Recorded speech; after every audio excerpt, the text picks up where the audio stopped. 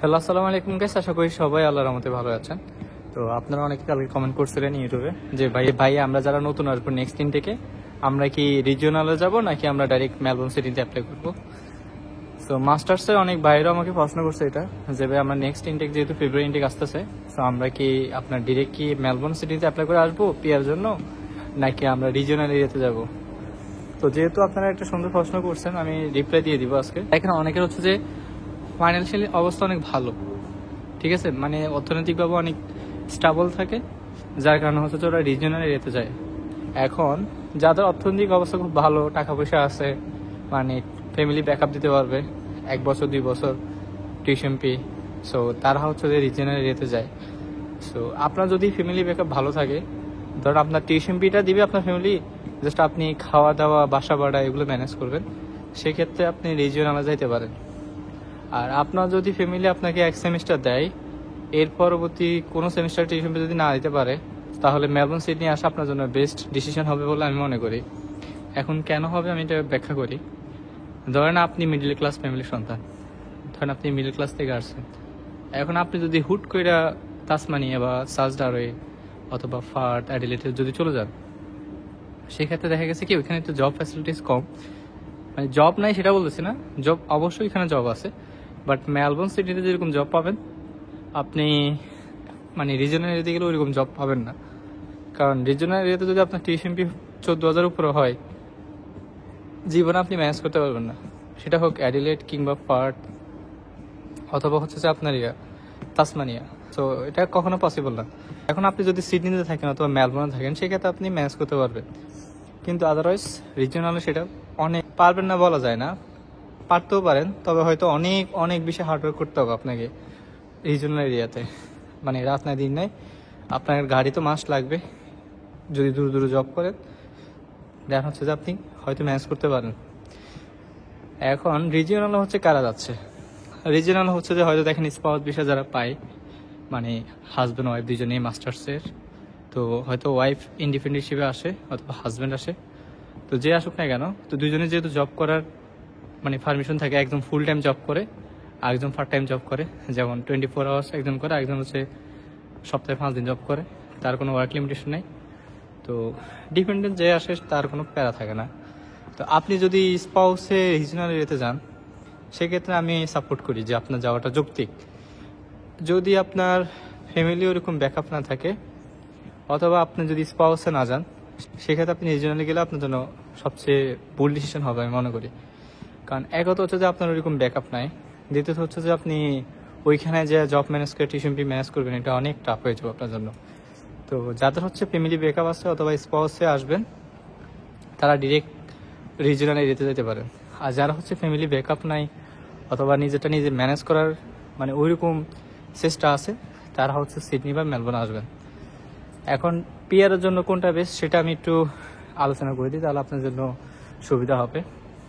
পিয়ারের জন্য যদি আমি বলি, পিয়ারের জন্য আপনার জন্য সবচেয়ে বেস্ট হবে অবশ্যই রিজিওনাল এরিয়া। কেন বলি, আপনি যদি ডিরেক্ট কোনো রিজিওনাল একটা ইউনিভার্সিটিতে আসেন, সেটা হোক অ্যাডিলেড বা তাসমানিয়া ইউনিভার্সিটি বা সাউথ ডারউইন ইউনিভার্সিটি, এক্ষেত্রে হচ্ছে যে আপনার পিয়ার পয়েন্টটা সবার থেকে আপনি একটু বেশি পাবেন, আপনি এক্সট্রা 15 পয়েন্ট পাবেন অন্যদের থেকে। সো যেটা হচ্ছে আপনি মেলবোর্ন সিটিতে আসলে পাবেন না। সো এক্সট্রা 15 পয়েন্ট কিন্তু আপনার জন্য অনেক, মানে আপনি অন্যদের থেকেই গিয়ে ধরেন পিয়ার আপনি একটা সাবজেক্টে পড়তেছেন যেটা নার্সিংয়ে পড়তেছেন, ধরেন এখন নার্সিংয়ে আপনি মেলবোর্নে পড়তেছেন, আপনার একটা ফ্রেন্ড পড়তেছে ফার্তে, এখন আপনার আছে ধরেন 85 পয়েন্ট, আপনার 85 হয়েছে কিন্তু ওর হয়ে গেছে 90। কেন? আপনার 85 ওর 85, কিন্তু লাস্টে কিন্তু ওরা এক্সট্রা 15 পয়েন্ট দিবে, কারণ সে রিজিওনালে পড়াশোনা করছে, সে ডিরেক্ট রিজিওনালে আসছে, তখন তার হয়ে যাবে 90, তখন আপনার থাকবে 85। সেক্ষেত্রে ও কিন্তু আপনার থেকে এগিয়ে আছে। তো পিয়ারের ক্ষেত্রে যদি চিন্তা করেন, তাহলে ও আগে পিয়ার পাবে আপনার থেকে। এই জন্য হচ্ছে পিয়ারের জন্য আমরা যে বলি যে রিজিওনাল হচ্ছে সবচেয়ে বেস্ট। আরেকটা জিনিস কেন রিজিওনাল এরিয়া বেস্ট আমি সেটা বলি, রিজিওনালে কিন্তু অনেক জব স্কোপ থাকে, যেমন ফুল টাইম জব। তো আপনার যখন গ্র্যাজুয়েশন কমপ্লিট হয়ে যাবে, তখন আপনি যে সাবজেক্টে পড়াশোনা করছেন, আপনার মেজর যেটা ছিল, সেই রিলেটেড যদি একটা ফুল টাইম জব ম্যানেজ করতে পারেন রিজিওনাল এরিয়াতে, সেই ক্ষেত্রে হচ্ছে যে আপনার পিআর পাওয়ার পসিবিলিটি অনেক হাই, মানে আপনি পিআর ইজিলি পেয়ে যাবেন। একত আপনি এখানে পড়াশোনা করছেন, দ্বিতীয়ত আপনি রিজিওনাল এরিয়াতে যে জব ম্যানেজ করে বলছেন, কারণ রিজিওনাল এরিয়াতে সরকারের লোক লাগবে। কারণ ওরা চাচ্ছে যে ওরা সিটি দেখেন, সিটিতে সবসময় প্রচুর লোক আসে, প্রচুর, মানে সিটিতে সবসময় মানুষের সবসময় ভরপুর থাকে। এখন রিজিওনাল এরিয়াতে মানুষ কম থাকতে চায়, তো সরকার সবসময় ট্রাই করে যে রিজিওনাল এরিয়াতে মানুষ ঢুকানোর, ওই জন্য ওরা হচ্ছে জব স্কোপটা এখানে দেয়। এখন কেউ যদি স্টাডি করার পর ডিরেক্ট ওইখান থেকে স্টাডি করার পর এরপর যদি জব ম্যানেজ করে ফেলতে পারে, তার পিআর পাওয়াটা সবচেয়ে বেশি ইজি হয়, সবচেয়ে বেশি ইজি হয়। কিন্তু মেলবোর্ন সিটিতে আপনি পড়াশোনা শেষ করার পর মেলবোর্ন সিটিতে যদি আপনি জবের জন্য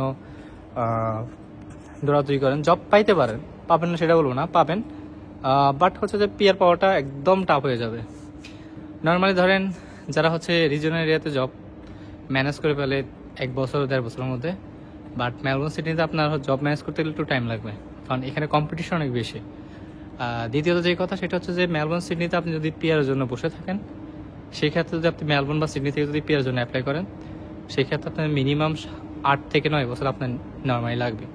তাও আপনি পিআর পাবেন কিনা তাও এটা শিওর না।